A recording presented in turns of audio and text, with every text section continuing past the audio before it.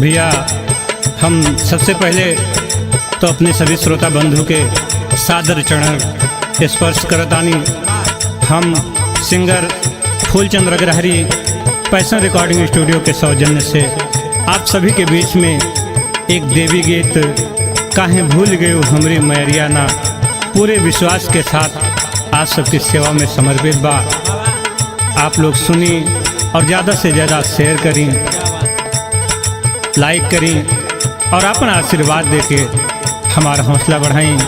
इससे पहले पैसन रिकॉर्डिंग स्टूडियो के सौजन्य से आप लोगों के बीच में हमारे गीत कैला माई के भजनिया जीवन सुधरी आप लोगों ने बहुत ही प्यार दुलार दिया और इसी आशा के साथ एक छोटी सी देवी गीत लेकर के आए हैं। आइए सुनते हैं। काहे भूल गयो हमारी मैरिया ना,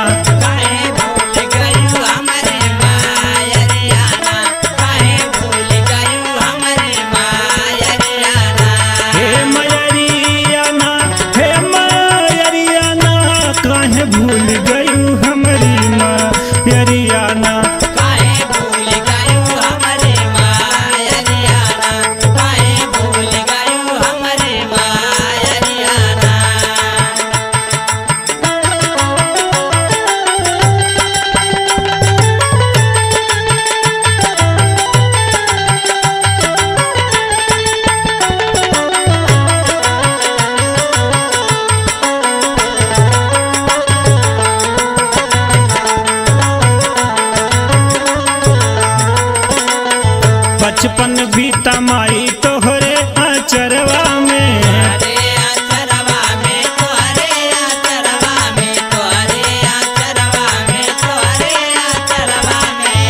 अब तो फसल माई नैया भंवरवा में,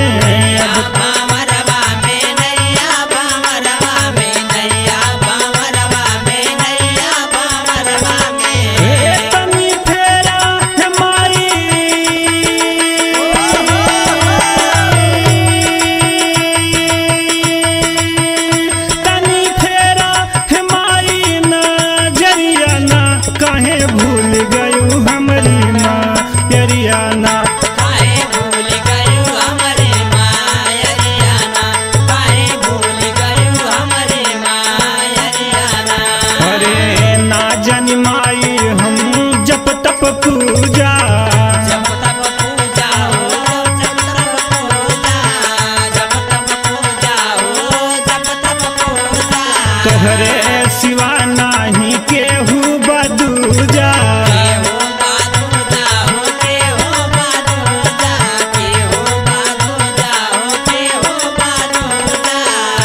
ओ भूल भइल भारी लड़ी कैया ना, काहे भूल गयो हमारी मैरिया ना, काहे भूल गयो हमारी मैरिया ना, काहे भूल गयो हमारी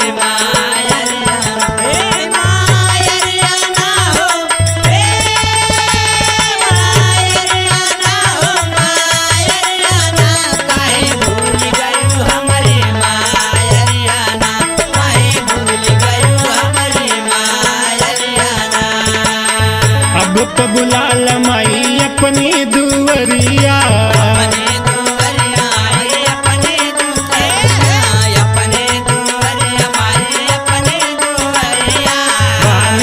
उदास माई फेरा नजरिया,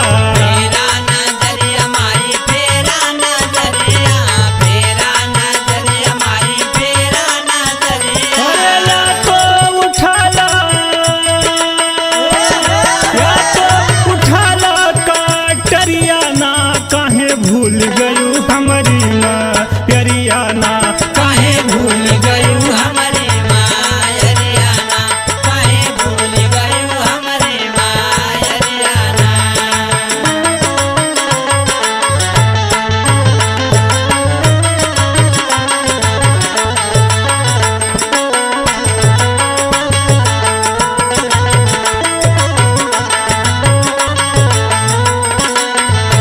अरे निटी उठी फूल चंद्र पूजे चरनिया,